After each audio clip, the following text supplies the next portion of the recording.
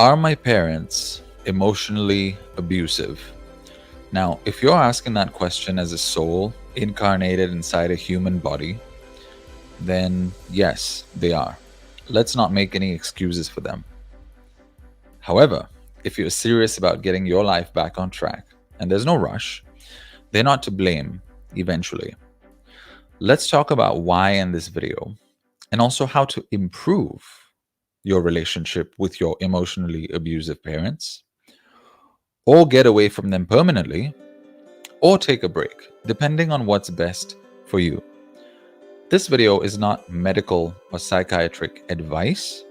However, I am a counselor, and these are best practices that I've found over my own experience with my own parents, as a parent, and as a counselor and coach that sees various clients for various issues, from emotionally troubled pasts to broken relationships currently, to parents and family members really bullying a person into making certain life choices, even at the age of 30. So let's dive right in. If you're here for the first time on Facebook, LinkedIn, or YouTube, my name is Zephyr Kambada, and I am an authentic life success coach based in Singapore. At least that's the term I came up with, because that's what it is, really. That's what I do. I do that for my own life and for you guys and other clients as well. I have written down a lot of important notes for you guys, not for me. And so those notes are really going to help you guys navigate this topic properly and come out at the other end with a good solution. So pardon me if I keep looking to my left, because that's where my notes are on the screen. And this is not a multi-million-dollar setup yet. So let's jump right in. I'm going to be scrolling a little bit, but stick with me. Okay, so first I'm going to explain my own experiences so that you can immediately have an example. If you like, you can follow along and maybe you can identify with that, and that could give you some solace and peace. Because if you're searching up this topic on YouTube, for example, or Google, you might be in a very painful scenario and situation. I've been there myself before. Sometimes I'm still there, as are we all, as we heal our relationships with our parents. And for me, I'm also a parent, so there's two sides to it. And you can comment below about how you did it better. Let's say you are already way further than me in the journey and you've seen way more clients. You're a much more experienced coach or counselor. Then let's talk about you and your parents. And lastly, let's talk about what choices you would like to make moving forward. Lastly, I'll do a card reading with this card deck, which I just got. It's Rebecca Campbell's Work Your Light Oracle. So it's a very nice new deck. Just used it for a client and it was fantastic. So let's jump right in, shall we? I'd like to first explain a little bit about my own journey so you can maybe identify with that, as I mentioned. So I was a typical golden child growing up. And what that means is, and my dad just admitted it to me 2 days ago even, so I know I don't have it inaccurately. My dad was basically trying to make me a minister. If you're wondering what kind of minister, like a religious minister, no, like a political minister, because he thought as an immigrant that coming to Singapore and becoming a minister would give me a very good life. So I would argue that I'm on my way there, not to become a political minister, but to have the same amount of influence and reach because of the work that I do. And also, I believe he thought that, as an immigrant, that we needed to make it. And that's completely understandable. But that's where it started. And my mom is a very intelligent person. And she told me that she thought I should be first in class, which then became standard, which was 4 classes, because I would be ruining her name if I didn't, right? Maybe that was an offhand comment. But as a 7 or 8-year-old, you take every word dead seriously, because these are the people who really are showing you the planet. And I can see that now in my daughter. And I understand the weight of every word and sentence, every scolding, every loving message, every song I sing to her, every chocolate, every hour I spend with her in the park. It all makes a very big difference to children at this age. That's why they're called children and not adults. So looking back, we can't expect children, if we're parents, we can't expect our children to grow up and not blame us because we can't go, why didn't you think this? Why didn't you think that? Well, clearly because they're not adults, they're children. That's why. So it all started there for me, and things went south really, really quick. So I was a happy, talkative child, a little bit intelligent, a little bit into the mystical arts, a little bit into nature, exploring, and so on and so forth, and even a little bit of mischief. So that was when I was 7 or 8, is as far back as I remember. I actually remember even further back, where I was in school in Singapore in kindergarten, and I was forced to study Chinese. But at that point, everything's exploration, so it was quite nice. So my dad told me to explore the Chinese, like paintings, and one day I even got the top marks in class for Chinese character writing. Can you believe that? So, but around 7 or 8 is when things started to get crazy, because the competitiveness in Singapore started to kick in. Parents were like, how much does your kid score? This and that. There was report cards in school. And I actually remember in primary 1, a teacher called Mrs. Shirley Lee, God bless her, I'm sure she's a wonderful person. But she wrote in the report card, Zephyr would do better if he talked less. And it's not like I was doing badly. I distinctly remember getting 86 and 88 on a couple of papers. And I was 15th in the entire standard of 100 plus children. And I looked at that and I was like, oh, that's somewhere near the front. Interesting, very nice. And at that point, I was just a child. So I was just enjoying the numbers, 86, 88, 15, wonderful. I go home and my mom goes, how come you're 15th? Where did you lose all these marks? It's like, say what? Where did I lose? Or where did I gain? I gained 88 marks, because children look at things positively usually. And she was like, no. Where did you lose the 12 marks? And why? Who are these 14 people ahead of you? It's like, okay, that was an interesting way to look at things. I never looked at it like that before.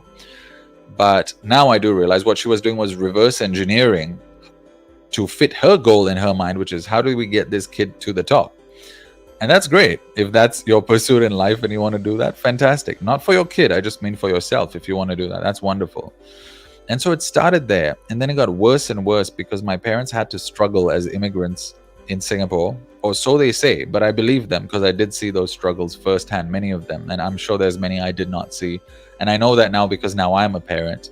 And my dad wasn't really around because he would work in a restaurant. Yes, he would come home at night, but by then it would be like midnight and we would be asleep.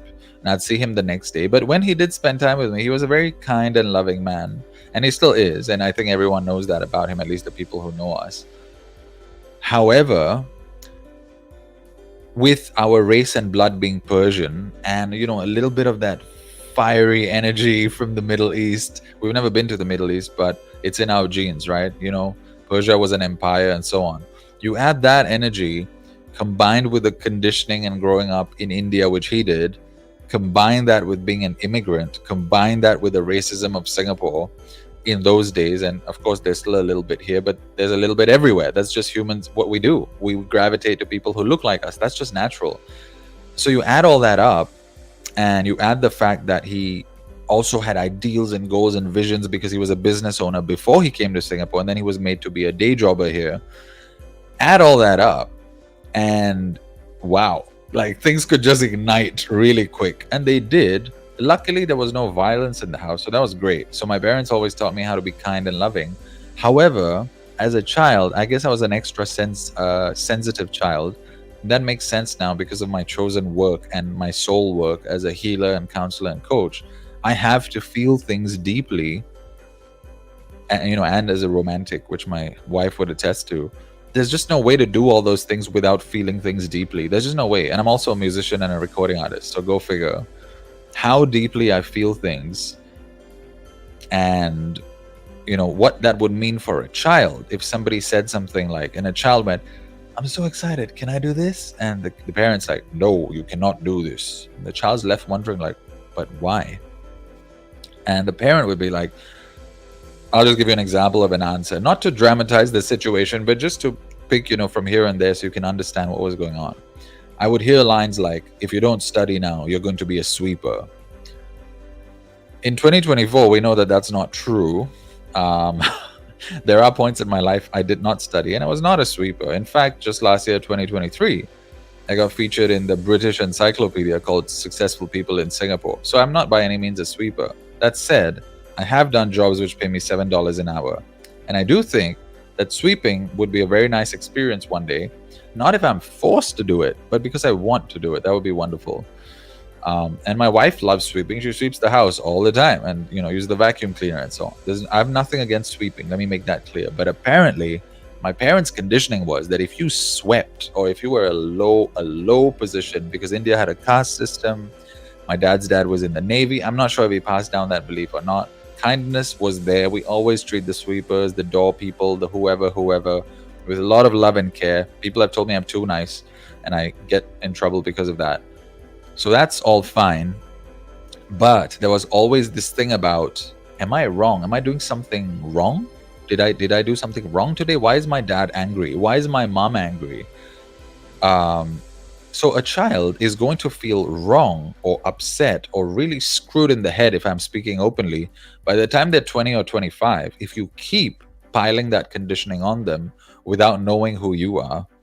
And now in this day and age, 2024, my parents would say things like, yeah, but now you guys have all this information, so you know what to do and how to be better. And I was like, that's true.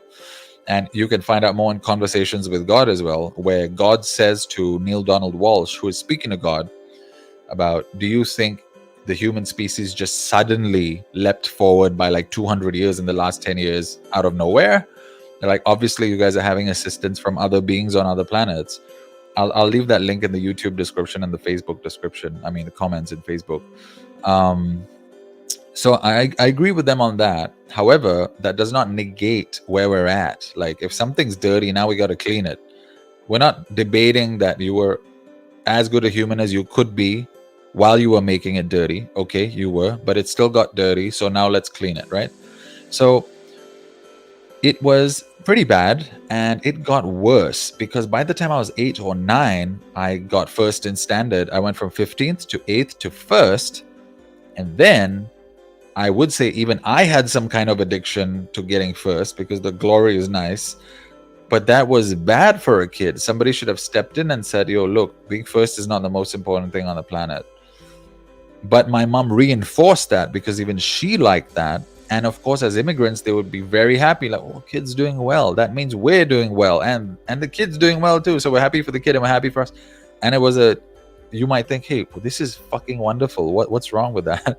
The problem with that is that I had a very non-normal life at that age. So when I listened back to Michael Jackson and him explaining his childhood, in fact, I was plugged into his music in the later years of elementary school because I felt only he understood the story of where my childhood was going. And my parents thought that everything was okay because I continued getting first. And when I got first, I would smile. And I'm sure when they looked at it, they were like, he's smiling, he's happy, But with that conditioning that they had from India, I don't think that they were taught to stop and ask the kid, how are you feeling about this actually? Do you want to study today? Would you rather run around in nature? Would you rather be an athlete? Would you rather be a sports person? Would you rather be a painter? No such questions came our way. And I'm not imagining this because every Indian comedian, just go to YouTube, type Indian comedian parents, and everything will come out. And every Indian kid around the world knows, and I'm not an Indian kid, but they grew up in India, so they brought that conditioning in, knows that you got smacked upside down for not studying and other things. I luckily didn't get smacked upside down. I caught a couple of beatings once or twice, once for being dishonest. But honestly, I was only being dishonest because they told me we didn't have money, which we as immigrants, we didn't have too much of. But we had a little bit of money. Like, they could have given me $10 to buy a set of paints, which I wanted to, but I couldn't. So I had to pick up a dollar coin. When I rolled out of my friend's pocket, I got smacked crazy for that, which is good. I appreciate that smacking, that one particularly, because now I tell the truth and it's great. Living your life truthfully is amazing. However, there were many other things which were pretty damn negative. And the example list can go on and on and on. I'll leave that for a different video where I'm just sharing my own experiences, but this is more of a teaching video where I really want to help you guys. So you might notice certain things like that, and it might be similar in your childhood, and you might have had many such things happen. And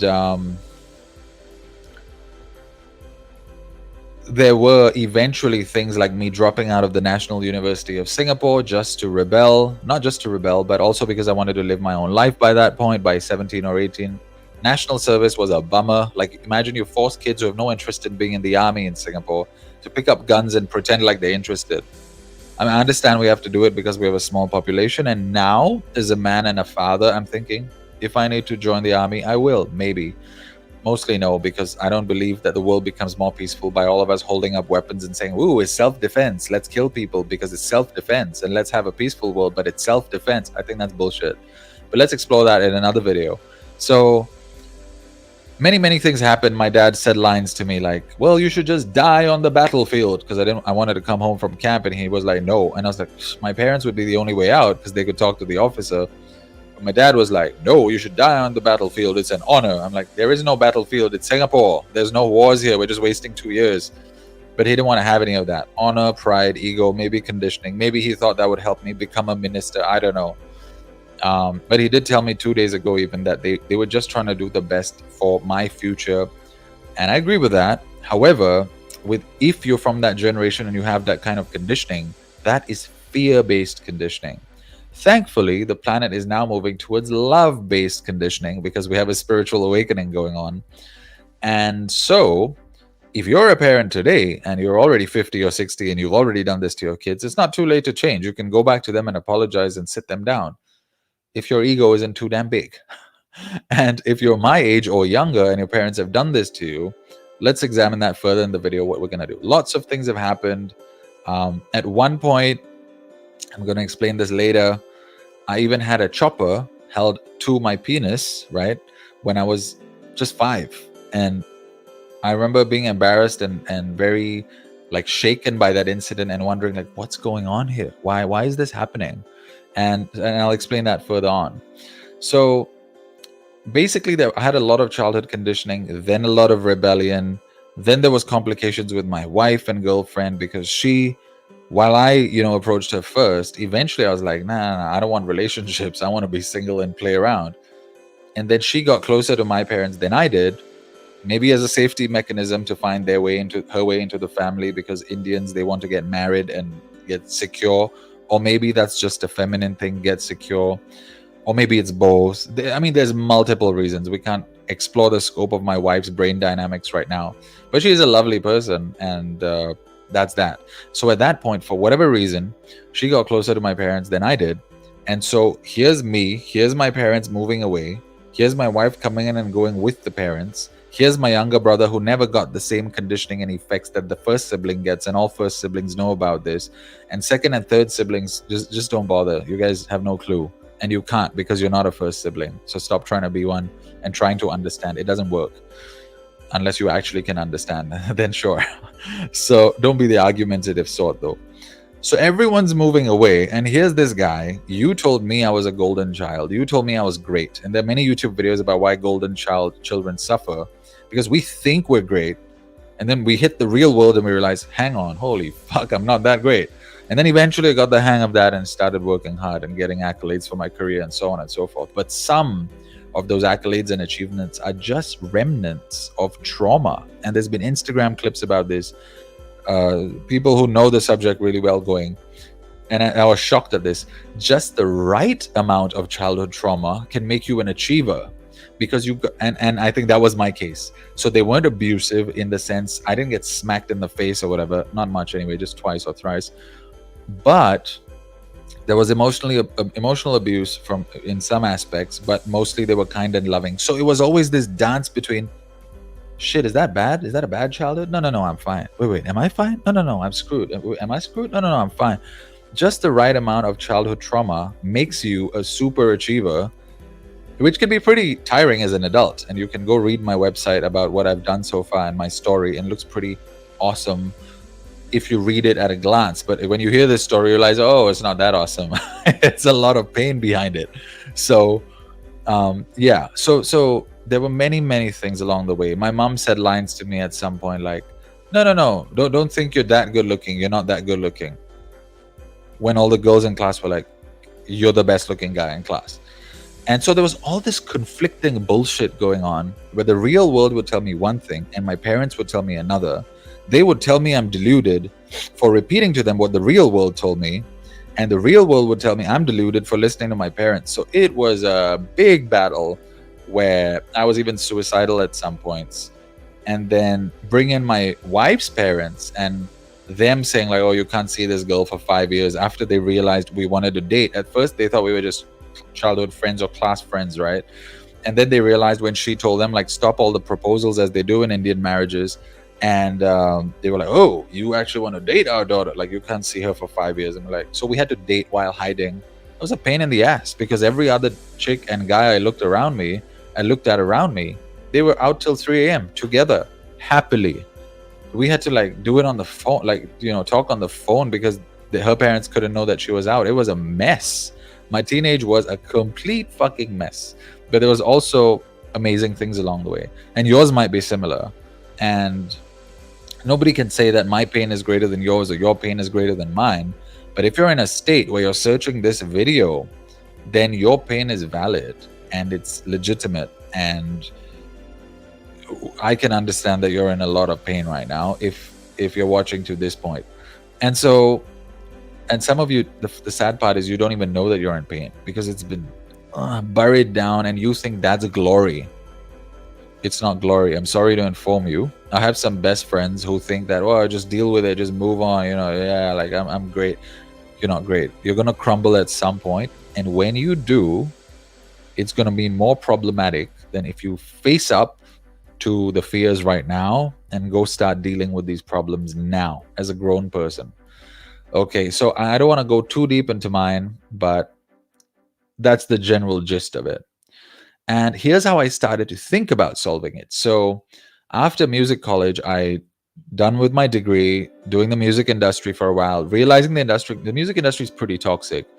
And then realizing I just want to be my own person. Got into personal development and realized, hang on, every page in every chapter in every book that talks about negative people or toxic people or people who are emotionally abusing me, my parents fall into that category in my mind because of the incidents that I was remembering, which were the negative ones, which were very emotionally charged for me as a child, which actually fucked up my adulthood for a bit. And so it's like, hang on. And I was also in a better place after doing a lot of personal development, which I've been doing since I was like 17 or 18, before university, when I got into a multi-level marketing company, thank God. And I got into some really inspirational books. There's one book, Jack Canfield's The Success Principles. It's right here. I'm going to show it to you guys and maybe link that in the comments as well. So this book is a must read. It'll change your life if you put in the work. And so that happened. And then I realized, hang on, why don't I talk to my parents now? Because I'm starting to talk to clients. I'm starting to talk to corporates. I'm starting to give talks and speeches. I'm starting to have a YouTube channel. I'm starting to tell people in my workplace how to not be immature. I'm going to make a video about my experience acting on primetime TV too. I'm going to link that above when it's out. And I was like, why don't I talk to my parents and see how I can help them? Because even they seemed troubled. They didn't seem to have everything figured out. And my mom would tell me, well, your dad doesn't like you when I do that. And dad would tell me, well, your mom doesn't like you when I do that. Usual marriage stuff. Nothing crazy or anything, not divorce level or whatever. And so I was like, yeah, as a son, of course, I'd love to help. And of course, to them, I was also growing up, so I could, be an adult and hear them out kind of thing. And so I started approaching the topic of talking to them. At first, their reaction was pretty bad. And they weren't open to talking about it. And I actually heard lines from my dad like, we're your parents? We took care of you and we've done something wrong? It's like, yeah, that can happen as you go through life. Do you think you're only right all the time? And anytime I replied like that, to him, that was attitude. And he actually said, I'm the father, you're the son, you're supposed to listen to me. Why am I listening to you right now? And this was not that long ago. It's 2024. This was about 2019 or 2020. Where we sat down and had these chats where I started to approach them because I was already starting to see clients and so on. And I even helped them with some of their emotional stuff and communication problems, my parents, I mean. And my dad gave me a testimonial. It's on my website. You can check it out. So the reaction was pretty bad. There were 2 3 hour sessions where I thought, finally I'm going to express my pain to them, and I'm going to tell my parents what they did to fuck me up. And in those sessions, I apologize for the sound above, we live near a few army camps and the planes and helicopters flying around on Monday. They do a lot of flying. That's a helicopter you're hearing. So my dad was like, oh, it's 2 hours. Yeah, okay, see you next time. And they would just get up and leave, like in the middle of a point. And I was like, say what now? Like, what? So, so at that point, I think in their mind, they were still coping with too much. And they thought that, hey, you know what? This is our son. Like, you know, we're superior to the son. I mean, I guess that's what you learn in India. I don't know. I did grow up in India. But that is generally what you hear about Asian countries. Even in Singapore, it's similar. You know, listen to the order, the obedience, the hierarchy, the blah, blah, blah. It works well for Singapore's situation, but that's unique. I'm not a country, I'm a human. So it doesn't work for me. So it might not work for you as well. And so they did not react very well. In fact, in 2022, I was over in Jakarta to visit my mom for a month long. That was too long. But now I miss it. And so I wrote in this Facebook group, hey, I'm trying to talk to my parents about this. Can you guys give me some advice? And there was at least 200 comments. I did not expect that. I didn't know that people and their parents are that wounded, but everybody apparently is. And these were people from 19 all the way to 50. And there was a lot of comments, and I'll link that video above when it's out on YouTube. And people were saying things like, at least your parents want to talk to you. Some of our parents don't even talk to us. And I was like, holy shit, balls. Like, that's a lot of pain inside that it's pent up, and it won't come out unless you resolve it. Any psychologist can tell you that. Anybody who's done their own healing can tell you that. Any spiritual healer can tell you that. Half of you can probably tell other people that, because I know the types of people who are drawn to my channel and my socials. And so it was pretty bad, right? Also, I'd like to pause at this point and say that if you think what I'm saying is making sense and it can benefit others like you, please go ahead and like this video. Please comment. That helps the algorithm to kick it further in everyone's feeds. And share the video with anyone you think it can help. Thanks. That goes a long way. So next, let's talk about your relationship with your parents. Now we spoke about me and the examples. So now let's talk about you and your parents. Now, are you getting phrases? Well, before that, I'm going to take a quick sip of coffee if you don't mind. Now I know why those speakers and comedians drink on stage. It's too drying out. So let's talk about your relationship with them. Do you get phrases like, this is wrong, that is wrong, what you're doing is wrong? I got those phrases for a very long time. So I completely understand if you're getting those phrases, right? Or are you getting things like, you're so this, you're so that? For a long time, I got a phrase, you are the cause of everything. And I was like, I am the cause. What? Like, you gave birth to me. I didn't ask you to have sex. Like, why did you? You know, if you didn't think that you could take care of a child, why did you have sex if you didn't think you could take care of a child? Like, why did you do that? And how am I the cause of everything? I mean, unless I'm like fucking cuckoo in the head or something, like I take vases and things and smash them on the floor, I agree with you. I'm the cause of everything. But if your parents are telling you you're the cause of everything when you haven't actually done anything except just be an obedient child, which I was. I mean, I agreed to be a priest at age 13. Who does that? You don't even know what you want to do in life yet. So are you getting those phrases? And if you are, then watch my other video, which I'll link above on YouTube. Why am I not good enough, right? Or is there violence? Now, this is where the topic gets a little deeper and a little more dangerous. So, and what is violence actually? There can be verbal violence, as we saw in the case of Chris Rock and Will Smith at that award ceremony 2 years back.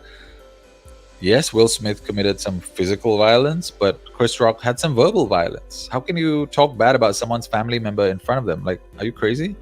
Or just about a person in front of that very person? I mean, that's just not nice. Oh, I'm a comedian, so nothing's off limits. Well, the punch in the face shows you what's off limits. Hopefully you grow some brains after that. You're an adult, so take your time. I'm not saying there's anything wrong with you. You're a human just like I am and everyone is, right, Chris? So take your time. But even strongly held bodies, like you're holding, like I hold my daughter's shoulder really tight, not to the point of hurting or bruising, but pretty firmly so she can't move in front of fast moving traffic when we're at the traffic light. Now, there's a fine line, or even if somebody's blocking a pathway in your house, if you're trying to walk as a child and your dad just stands there, your mom just stands there, goes, nope, nope, isn't that bullying? Because in a sense, you are blocking free will. A person wants to walk and you're not letting them walk. That's could be pretty terrorizing to a child. So there's a fine line between protection and bullying. And I understand that because sometimes when I hold my daughter at the traffic light, even once the traffic is gone, but once the traffic is gone and I look left and I look right, there's literally nobody on the street. If I don't let her go if she wants to, now is that protection or is that bullying? Is that just because I am bigger and stronger than you? I'll do whatever the hell I want to do to you. I've had that thought and I've realized, if I actually hold on to her now, that's kind of like bullying because the road is empty. Let her run across as long as I'm watching her and it's safe, right? And so on. If somebody says, like, in my daughter, sometimes she asks us in the morning, may I go to the living room and play now from the bedroom? And we go, yeah, please go. Yeah, of course. If it's time for our helper to wake up and we won't be disturbing the rest of the house, please go. But if we say no, just for the fun of it, it's really not fun to have a noisy kid in my room, but I'm just saying, let's say it was fun. Or let's say I wanted to hug my child or kiss her and I'm overcome with a bout of love. And I go, no, you can't go to the hall. You got to hug and kiss me. The kid's going to be like, the fuck? Like, what? Why? So isn't that bullying then? And, if your parents have done that to you, then, have a think about it. Do they blame you and manipulate you? So as Vishen Lakhiani, the founder of Mindvalley, says in one of his courses, which I took, he says, hurt people hurt people. So people who hurt you are already hurt, just like bullies, just like people on the street who shout names at you and so on. Maybe your parents aren't or weren't where they wanted to be in life. It's quite likely. If that's the case, and if you're on good talking terms with them, send them my video, Why Am I Stuck? I'm going to link it above on YouTube. And if there's too many videos to link, I'll put them all in the description on YouTube. Now, they are likely stuck in their lives, right? But don't send this to them if you already, if you don't have a good relationship with them. You watch it and help your understanding and become better humans than they are. And hopefully that's what they wanted for you as well. So go do that independent of them and then become a more mature human and then approach them after that. Now, do they control, I'm just going to test the mic here. All right, it's cool. Do they control your life decisions? Sometimes they know better, sure. And many times they don't. In primary school, for example, I got picked to play rugby in Singapore. And because of I wouldn't say my height, obviously, because I'm not very tall, but it was because of my width. I got picked to play rugby for the school team, and my dad goes, nope, you can't play rugby. Picked to play cricket, and I'm like, nope, you can't play cricket. Secondary school, picked for 4 sports in the best school of Singapore. In best school in Singapore, my dad's like, nope, rugby will break your bones, swimming you might drown, cricket, maybe you can join cricket, hockey, the sticks might hurt you, some shit like that. I was like, what's wrong with this guy? Like, everything I want to do is wrong. But again, they could be coming from that protective place. But then again, sometimes they know better and sometimes they don't. And as a child, it's very hard to do anything because you are living in their house, as they remind you often. So if you're relying on them for school fees and shit, you can't really pick what you want to do at your workplace now that you're getting paid by your boss. You have a separate agreement with another adult. You can do whatever you want. But as a child, you can't do that. So if you got that was done to you, I'm so sorry for that. And on their behalf, so now we can go and fix it. But if you're still pretty young and you're watching this because you typed into YouTube, are my parents emotionally abusive? They could be. If everything that brings you joy is just wiped out because they think it's better for your future, that's a fucking problem. Now, I don't want you to get violent or enraged. I'm going to give you some ways to cope with this stuff. But the truth is the truth. So let's not make excuses, as I said at the start of this video. But let's not also be crybabies. And let's not also overdo the blame games. And let's not overdo the victim mentality. So I guess a Buddhist path in this scenario is great. Let's walk the middle path, right? But again, I said the middle path, not just, oh, my parents are great because they smacked me. That's why I became a great adult. Yep, great, good job. Not true. Okay, so the next thing. I actually had a friend who had to undergo facial surgery because her mom said she wasn't pretty enough. So is that what's happening to you? Arranged marriages, is that what's happening to you? Degree choices, are your parents choosing for you? And you go, so actually I want to go study this about how to act because I want to make these amazing movies that they make on Netflix that I just they fill me with light. So I'm sure if I make movies like that, they're going to fill other people with light. And your parents go, do you think that's wise? Why don't you become a doctor? Like, well, will being a doctor serve you and your family well long term? Sure, maybe. Maybe you might just drop out and hate their guts for the rest of your life because you wasted 8 years studying stuff you didn't want to, but it might help you. But what happens to your making movies dream? And I've told this to people before when they say, can you really make it in this industry? If any industry couldn't be an industry where you could make it in, and hence people don't get paid, then that industry wouldn't exist the next day, would it? Because humans aren't stupid. So, oh my God, there's so many comments coming in here. I'm sorry, I did not check those.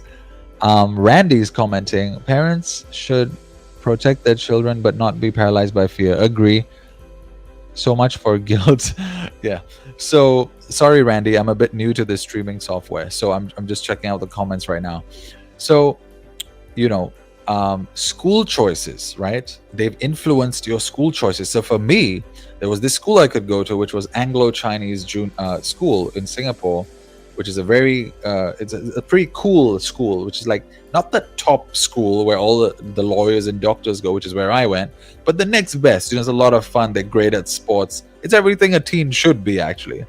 But I thought, no, I'll get higher in my board examination in 6th grade, and I'll try. And I just got the cutoff mark for the top school, and I chose the top school. Now, could that be divine intervention going, no, you're meant for greatness, go to the top school? Maybe. But could it be that conditioning that they gave me of being first? And that's just in my mind now. I'm thinking, would it be wrong to go to the second best school? And I did have that thought. It felt like fun, but in my mind, because the fun was wiped out of my childhood, or at least I thought it was at that point, and honestly, what I think matters because that's my reality, I didn't go there. And every week I used to wonder, why am I in this prison school where everything's so competitive, which is the best school in Singapore? And some things were great and some things weren't. And why am I not in this other school? And I meet all these friends from my primary school who went there. I meet them on the weekends because together we all study Hindi as a mother tongue. And I was made to study Hindi because my parents were from India and they were like, you got to learn Hindi. It's like, okay. So I had to learn Hindi. Not bad. I met my girlfriend there. Now she's my wife and I wouldn't trade her for anything on the planet. So that's good. Also, India is the largest population on the planet, and now I can speak the language, so that's good. And I also love Mandarin, so hooray for me. Eventually, I might learn Mandarin. But are your parents interfering? Sometimes we could say that the spirit guides put that there in our path. Maybe. Sometimes Randy says you're cool. So I hope everybody has a fellow Randy to mentor them and coach them along the way. And that kind of voice would have been wonderful, but I didn't have them there. I didn't have that then. I worked with a mom from Ethiopia who had a similar experience, right? And so my mom, Randy, actually told me at one point, when all the girls in the other schools, because we were in a boys' school, would come over for training once in a while for sports. And I heard rumor going around, and girls actually texted me going, you're so cute. Well, I had hair then. And I told my mom, and she was like, no, you're not handsome. Don't get it wrong. You're just unique. You just look different than the rest of the population here. Like, mom, would it kill you to agree with the other girls who are saying that I'm handsome? Like, would you die if you acknowledged that your son was handsome? I honestly don't know what was going on in her head at that point. I'm sure there must have been some reason for it, her conditioning and blah, blah, blah, blah, blah. I don't hate her for it, but I hated the experience, if that makes sense. So now the last point about that is, about the larger point about do they control your life decisions, is make sure you aren't relying on them if you are, because that is spiritually and even logically an invitation to them to keep deciding for you. And this is something my wife taught me, and thank God for that. Now, I'm not saying you have to break away immediately, but this is the truth. if you rely on a human, just any human, forget about parents and kids, just an adult and an adult. If somebody keeps coming to you for help, at some point, you might feel as a kind human being like, oh, I need to help this person. So if you keep going back to your parents, even as a 30-year-old or a 35-year-old, go, what should I do, Dad? You do it once or twice because you need help in life, great. Even if you do it 50 times, that's fine. But I'm just saying, there is a number in your parents' mind subconsciously where they're going to go, holy crap, my kid still needs my help. And hopefully they take that in a good way and not a bad way. But even if they do take that in a good way, that could be eventually bad and toxic for your relationship, because it creates this dependency bond where once a coach my mom hired, because she thought I wasn't going anywhere fast in my career and I needed some guidance, told me after looking at my resume that my mom was still stuck in parenting mode. And when I told my mom that back as feedback, she was like, no, that guy has some issues with his own mom. That's why he's saying that to me. Now, about 6-7 years on, we look back and we realize she was stuck in parenting mode. So, you have to eventually get a little bit independent, because if they are controlling all your decisions, it could mean that you're over relying on them. This is that's just a side point to keep in mind, right? Now, another point is there already severe past trauma. So right now we're talking about your relationship with your parents. Is there already severe past trauma? As a man growing up in Singaporean society, we're already shy of sexuality a little, right? Or I don't know how it is in the rest of the planet, but based on what I see from Hollywood, it's not like that in America. I could be wrong. I have no clue. I don't claim to have a clue about America, but it's what I think, right? And it's what a large part of the world thinks, actually. But we're already a little shy of our sexuality. Now, I've written here, as a very positive person, music from the US helped. I'm not saying this will work for you, but it worked for me. It starts to touch on the Hollywood music. It starts to touch on sexual energy. It starts to touch on so on. And, it made me a little bit more confident. Of course, I started exercising as well. And so my chest started popping and girls started noticing my arms and whatnot when I was 20. And that helped too. And so on. However, we're already a little bit shy as men nowadays about our own sexuality. I think women as well. It's just the society in general. It's like, even now when my daughter's 5 and she still touches, like she would reach and touch, my private parts in public, because at home, she's an exploratory kid. Like she touches everything, the curtains, the walls. So suddenly you tell a child, no, you can't touch this part. The child's like, but why? It's just biological. I pee, you pee. Pee comes out of there. What's wrong with that? Nothing wrong with that. So if she ever asks me what's wrong with that, I'll say there's nothing wrong with that. But I will say that, eventually as she gets it, that sexuality is a whole thing that you can explore with your own body. And when the time is right, or whenever you feel like it, once you have I was about to say once you have free will. That's what my conditioning's doing to me. You always have free will, but once it is safe for you to explore and play with another human, then you can do that too, right? However, do I personally have any issue with my 5-year-old touching my private parts and going, what's this? What's that? I have no issues. But some of you may, because you were brought up in very conservative ways. I'm okay. Sometimes I walk around the house naked because I don't think the human body is anything to be shy of. However, if she's to function in society, and we are in a stuck society, and we live in a stuck society, and we as parents have insisted on living in a city which has a stuck society, then I think it's only fair that we let her know what actions will let other people perceive her as weird, and then affect her upbringing and her, sort of amalgamation and diffusion with the rest of her peers. Just let her know that actually there's nothing wrong with you touching your own body part or anyone else's, or exploring if they're okay with it, because free will and all that. But, so people have free will over their own body too. However, if you do it too much, the people around you in society might be like, yo, what's up with this girl? So it's okay to let them know all sides. That's my opinion. This is not medical advice or psychiatric advice. I'm just stating. But what else made me shy was when I was young, a chopper was held to my penis, like a thick ass chopper, the ones you use for chopping meat. Like, why and how did that happen? So my dad worked in a restaurant, and I mean, honestly, I can report all those people for sexual abuse, but that was 24 or so years ago. Was it 30, 31 years ago? So I don't really care now. But I walked into the kitchen, as you do, because your dad works in a restaurant, say hi to the chefs and whatever. And then I can't remember if it was my dad or another chef picked me up and put me on the table, those huge steel tables that we have. And somebody dropped my pants. I can't remember who it was, but my dad was holding my hand. I remember that. And as I looked at him, like to ask him, like, the fuck is going on?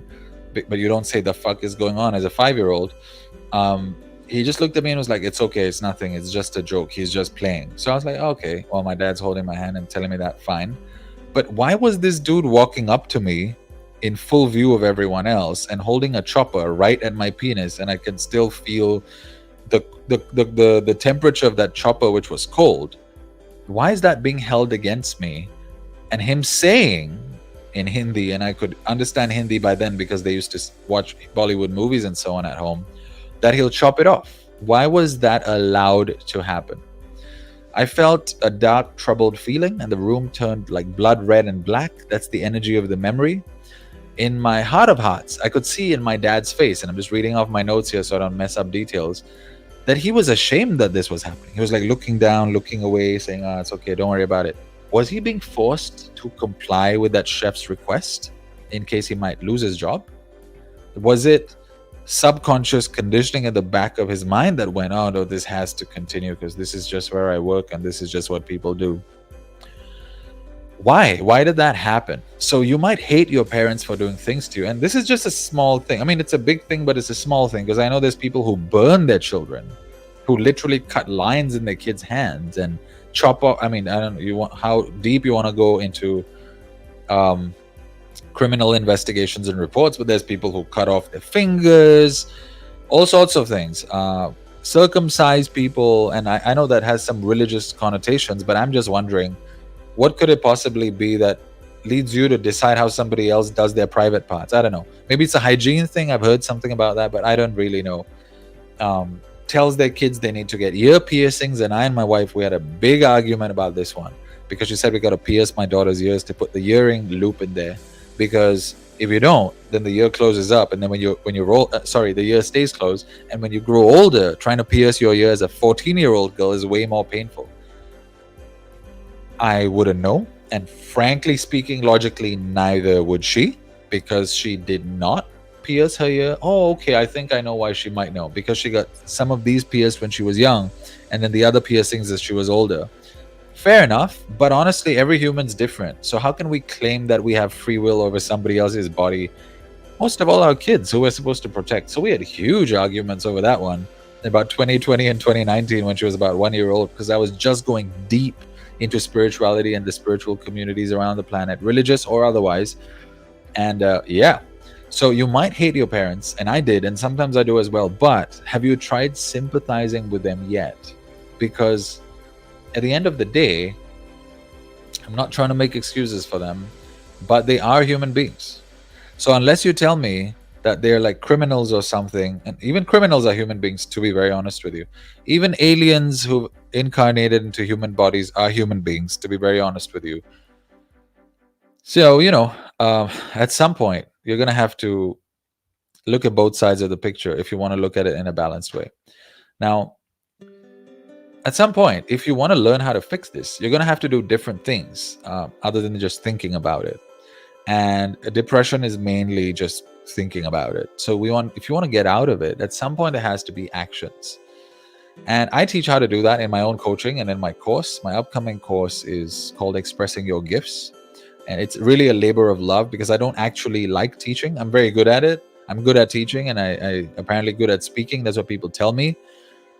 But it's very draining and tiring to do this energy healing work for other people. As all teachers, priests, speakers, politicians, musicians will attest to, it's draining. But if the topic's too personal for you and you don't want to join the group coaching, which is what the next course will be, then you can always attend counseling or coaching with me privately, and just DM me to maybe speak more about what would be appropriate for you.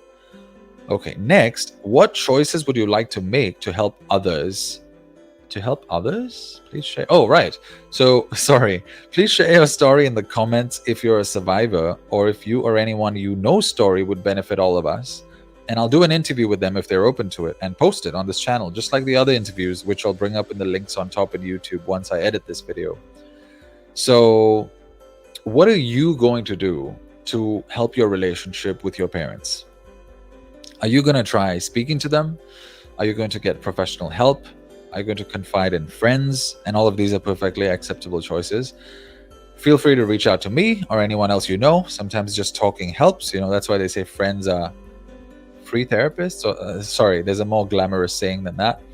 Are you going to rewire your mindset and mature first on your own before approaching them?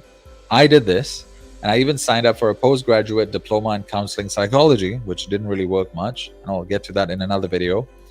But I did a lot of healing, and I believe every healer is a wounded healer, and there's a quote like that. Not my quote, somebody else wrote it.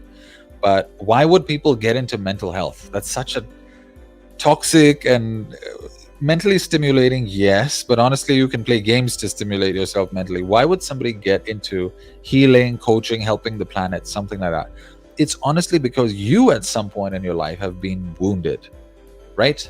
And in the postgraduate diploma in counseling psychology, they gave spirituality very little importance. It was one slide on the last page of the lecture notes for the first module called counseling methods, and they said that this method, and before they turn to the last page on the slides, has over a 50% success rate when people are dying or in scenarios where their life cannot change, terminal illness, life imprisonment, so on. And they said a 50% or higher rate, which was much higher than all the other counseling methods they had. And I was like, well, what's the method? And they were like, spirituality/religion. And I was like, well, let's leave why religion is not as good as spirituality aside for this video, but let's just say you're contacting the divine in whatever way. And I argued with the lecturer, and I was like, if it's above 50%, then why is it not one of the main methods? And at that point, I was deep into spirituality, doing spiritual healings, doing card readings for clients and so on. And I was like, why is that not happening? And I mean, why is that not happening? And well, he said, well, I agree with you. Some of these methods are old, but we can't change the lecture notes because this is what's proven right now. He's like, I agree with you. It might change tomorrow morning even. But right now, this is what it is. Well, I was like, then I don't want to sign up for this. So I chose a variety of different methods to do my own personal development, did the personal development, started speaking to my parents, and then it went how I told you it went. It's been 4 or 5 years, and now it's getting better. We're talking more. We are communicating about issues. We're seeing both sides. So many wonderful things, which is a very painful and long-drawn process, but I think we're better for it. Now, next, are you going to take a break? But before that, let's just read some of Randy's comments here. Randy says, I have a very good presentation. Thanks, Randy. He also says, try to understand where they came from and what happened to them. That made them who they were. That's true. Wow, Randy has dropped a lot of comments. Randy says, I'm not gay, but you're a nice looking man. He also says, my daughter moved 500 miles away at 24 to get on her own. I was already protective, but I know she had to launch. But dad still stands near. That's a great concept. Thanks for sharing that, Randy. Trying to understand. Yes, we've read that one. My dad had a hard life as a child. He avoided making the same mistakes with me, but also had blind spots. Yes, I do believe I'm the same. I try to do better than what my parents did, and they try to do better than what their parents did. But of course, I have blind spots, and I get my wife and my parents to check the blind spots. We check for each other. Sometimes we don't get each other to check, but we check anyway because we love to point out other people's mistakes. I mean, that's a human thing. But of course, it's coming from a place of love, obviously. The impetus is not to say, you suck. I mean, we're not that kind of family, so that's great. So are you going to take a break from your parents? Whatever you do, please know that harming yourself is not the way. I've been there. I've contemplated suicide several times for various reasons. And not just by my parents, but like I mentioned, it had something to do with our relationship, my wife, her parents, so many things, right? It's life. Everyone has a different but challenging life. And I was told that these are not good ideas spiritually. I was told that your soul only leaves Earth when it's done with its mission. So again, this is not my advice or medical advice. to anyone. I'm simply sharing in this paragraph about me wanting to harm myself in the past or commit suicide. I'm a more of an all or nothing kind of guy, and I'm not trying to make fun or anything here, but that's just my personality. So I actually didn't think of harming myself ever. I'm more of like, let's reach for a chocolate. Well, it's kind of harming myself, but I'm not thinking of it that way. I'm thinking of pleasure, right? But I did think about committing suicide. So, like, just ending it, which again, I think actually is escaping harm because you don't actually feel any pain if you die in a second. But I've not done that, thankfully. My spiritual healer told me several times, because I have a thin aura, because I'm a healer and a coach, I could be absorbing thoughts from nearby. You could be too. Maybe your situation with your parents is not that bad, but you're also a healer and coach and empath, and you're absorbing these emotions from people around you. Maybe in the next flat, maybe your parents' emotions, right? There's a million things you could be absorbing. So before you make any snap decision, especially an irreversible one like death, which my spiritual healer told me, because healers need healers and coaches need coaches, that would bring a long line of pain to the family and the, what was the word, the lineage, and it will echo through the generations. She said, don't do that, and you don't want that. She told me. Of course, she didn't influence my decision, but she said you don't want that. Now, my personal advice, because what I am is a certified personal trainer and a certified Reiki healer, and well, I see clients and help them. Apparently, that's what their testimonials say. Would be to regulate first. Let's start with simple things, which even I can't do sometimes. And I agree with you if you say you can't. Regulate your eating, sleeping, thoughts, and exercise, right? Now, your exercise will help the other three: your thoughts, your eating, and your sleeping. Because when you exercise, you're going to get hungry, you're going to get tired, and the endorphins and other hormones that balance in your body, when you do that, you walk, it's good for your brain actually. Walking 30 minutes a day, without that, you can actually get brain dead. It's research science now. So those of you on earth who are not walking 30 minutes a day, if your legs work, you might want to ask yourself why you're not doing that. If you really can't walk, maybe swim or cycle. Find something to do, right? So that will help you bring yourself into a good state. Now, from that balanced state, or slightly more balanced state, so let's say you're overweight, you eat like 8 bags of chips. I'm guilty of this. I don't eat 8 bags, but I can eat a whole bag or a whole chocolate bar or a whole ice cream tub. I can get a little obsessive like that, and maybe you can too. And there's many depressed people who are actually out of shape, not just fat. Sometimes they're skinny, they don't eat, right? You have a drug problem if you're in Vancouver. Sorry, I don't mean to laugh, but it was one of our choices of immigration to go there, but now we just don't know. And it's crazy. And what the government's doing there, it's actually worse, I heard in a documentary. And anyway, let's not get into that now. But so, it could be bad. Your life cycle and your health could be pretty bad. So it's slightly better. Small steps, baby steps. And from that slightly better place, while that's happening or after, then think about, hey, what do I want to do next? Do I actually want to self-harm? Do I actually want to go scream and yell at my parents? Do I actually want to eat 8 tubs of ice cream? Do I actually want to slit my, I don't know why anyone would do that, but I had friends who did that in the past in arts college. Do I actually want to take drugs, harmful drugs? Decide from a better place. That's all I'm saying. Just give yourself the opportunity to be in a better place, whatever that means for you. Sleep 1 hour more every day if you're sleeping 4 hours or less, or 6 hours or less. Earn a little bit more if you can. Have a few more good friends if you can, such things. Take as long as you need. There's no rush. There was one day after confiding in my wife and her finally understanding what was going on with me, and here's me just sharing an example. Amidst chaos in our marriage and life, as it happens when you have a 4-year-old, she said to me, there's no rush. There's no rush anymore from my end for you to rush anything. And what she meant was expectations as a man. And when she said that, there was such a weight that lifted off my chest and mind. I can't explain it except there's a weight that lifted off my chest and mind. Massive healing took place in a minute, and we became closer as a couple as well. And we've been healing as well. So many traumas, because she actually grew up in India for a few years before moving to Singapore. So if I thought my Indian conditioning from my parents was massive, hers was ultra massive. And they had less money than us, apparently. That's the story I hear, when they were starting out. And so, when we met, it was trauma bonding. It was, but I don't think there's anything wrong with helping each other out. But there's a whole topic on trauma bonding and what that is, and I'm not an expert on that yet. So go research that yourself. But we became close. We became each other's best friends in life. Then we got married. We became so close as best friends. When my wife said, let's get married, as women do, from biological needs and other things. I was like, but why? We're as close as can be. We're not going to get any closer after the marriage. That's just a certificate. And that's true. But actually, we did get closer, not because of the certificate, but because we're a couple, and the bonding and the work that's needed to raise another life. It's a lot of work. And I hope some of you put in the work, because if you don't put in the work, you're going to become the kind of parents that this whole video is about. So please put in the work. Now, when she said that, a lot of healing took place. My point being, please take some time for yourself. If you're in a relationship, share it with your spouse and your partner. And if you're not, then tell your friends and make sure they're supportive and not abusive too. Because sometimes you can go tell your friends about it, and you're already in a very hurt place for whatever reason, and you don't need to justify that to anyone. You're a pure soul and a pure human being before you got screwed. And you tell your friends, and they're like, that's awesome. I'm glad your parents smacked you. That's why you became good at being a lawyer. That may be true to some extent, but that is not the kind of friend you want in these moments.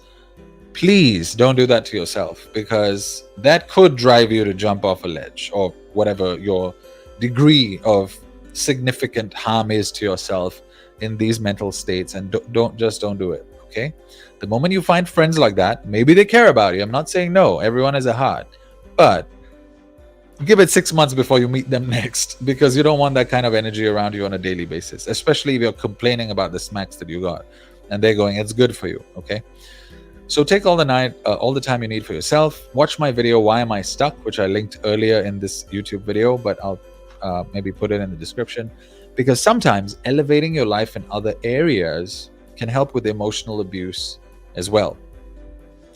So it's like in Jack Canfield's book, he breaks it down into 7 parts. You elevate 3, the other 4 are going to see benefits. There's just no way they're not, because we're the same human.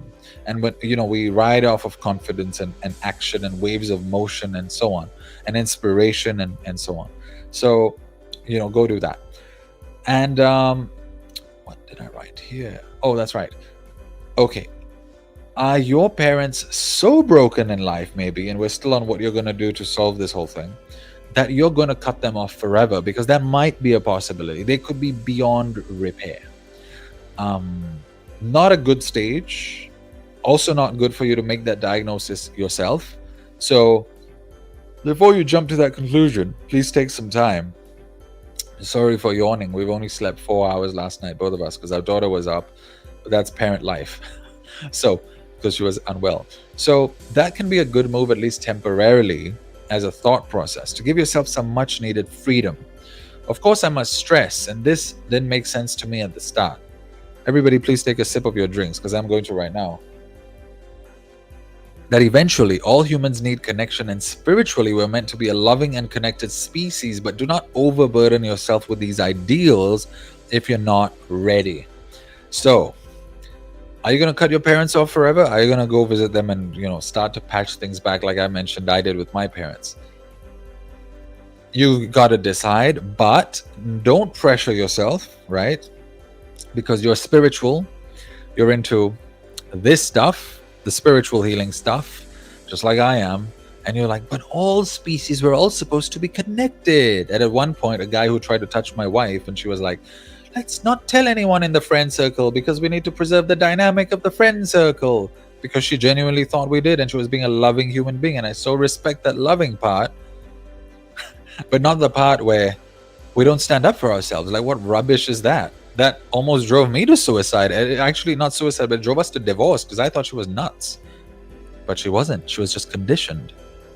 And so, decide, are they so broken that you can never see them again? And on the flip side, are you so into spirituality that you're willing to forego all your individual development first before you jump headfirst into humanity's mission? Temper yourself, bring yourself back to the middle, and go slow, right? If you are not ready, if you are ready, please do elevate yourself. Now that's the other side.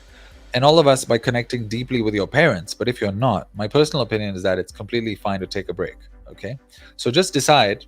And if they're beyond reach, you don't have to tell them, I'm not going to talk to you for 8 months. That's going to drive things worse. Just don't see them for 8 months. If you're anyway not seeing them, don't trouble them more than you need to, because You need to heal, yes, but you don't need to trouble other human beings, right? So that's all for today, my friends. I've gone on for over an hour because this was a passionate topic on my end, and I shared a lot of personal examples and hopefully helped you. I'm going to do a quick reading for all of you. But before that, if you like this video, please click like, please comment on it, and please subscribe to the YouTube channel or hit follow on Facebook and LinkedIn. That helps this channel and socials go a long way. These are Rebecca Campbell's Work Your Light Oracle cards, which I'm going to give a quick shuffle. I'm going to call in spirit guardians, angels, guides, ancestors, and animals of the highest truth and highest light for all of you concerned. Let me just do that right now.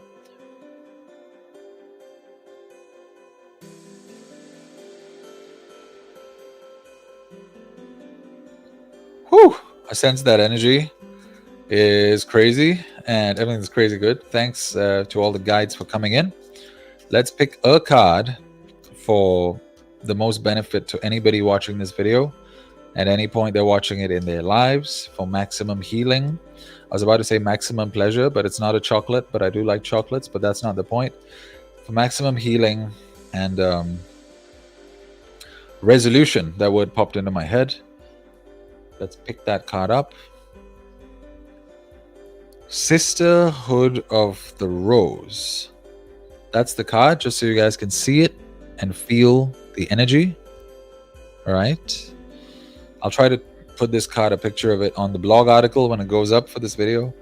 Beauty and devotion, priestess, mystic, teacher. Seems like a lot of you are healing yourselves in self-healing, and I'm just channeling here, and have begun the path of self-healing, and you're bringing in your own wisdom to the table, just like I'm bringing mine, and we're channeling it from above. Well, the card obviously tells me that you're going to be some kind of mystic and healer and teacher at some point. Maybe you already are. Maybe you're a coach. Maybe you're a counselor. Maybe this advice helps you with your clients. Maybe it helps you with your own parents. Maybe your parents are trying to improve. It helps them to improve when they learn a little bit from you. Maybe you improve as a parent. Just channeling the energy here. Whew, that is a rush of energy. And go inner work. That's what I'm getting. Inner work to become, well, beauty and devotion firstly to yourself, and make yourself beautiful and get tuned into all things divine. Priestess, but it can apply to men too, is the feminine side of you. Mystic, teacher. So really go and do all that for yourself. Really bring that in for yourself. Really take your time. You can't become a mystic or a teacher or a priestess overnight. You can, however, buy a deck of cards overnight and look at the beautiful art, and that's cool. But let it all come in, take some time, become that for yourself, and then as we accelerate through this spiritual awakening on the planet, become that for other people, become that for the people around you. Raise the vibration of everyone by being the highest version of yourself, the truest version of yourself. I'm sensing butterflies. I'm sensing gold downloads coming in from the top of my scalp, and maybe that can pass on to you. Pink, purple, because that's the color of the deck, maybe, but also divine energy. I saw lotus. Jesus is coming through. Ancient Nordic god Odin. Okay, not sure why, but there's a message there for you. Go research that and hopefully enjoy your explorations about that. Maybe he's a father figure. Mary Magdalene is coming through. Kuan Yin is coming through. Dragons are coming through. And take all that energy and embed that inside you. Embed that. Let it sink in into the vertical column. Let it elevate you. Triangles, sacred geometry, squares, diamonds, pyramids, shiny star energy, glittery. Now it feels like I'm in a Barbie toy room, like as a kid buying Barbie toys. I'm not sure why. Maybe that message has significance to one of you. I don't know why I said that. For me it's humor, but for you maybe it means something. And yeah, that's all, my friends. I'd like to cut that there. I'd like to thank the guides for coming in and send them back. Just a second while I do that.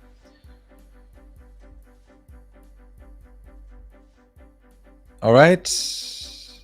That's all for today. If this video helped you, please like it. Click like. Don't tell me what like it means. You know what it means. Click like on socials, comment on it, subscribe if you're on YouTube, or hit follow if you're on LinkedIn. Turn on the bells everywhere.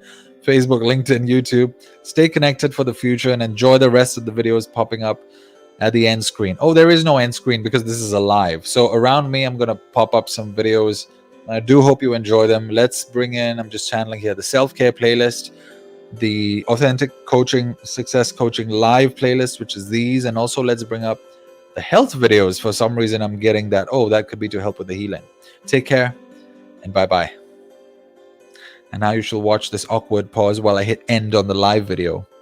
Take care and bye-bye again.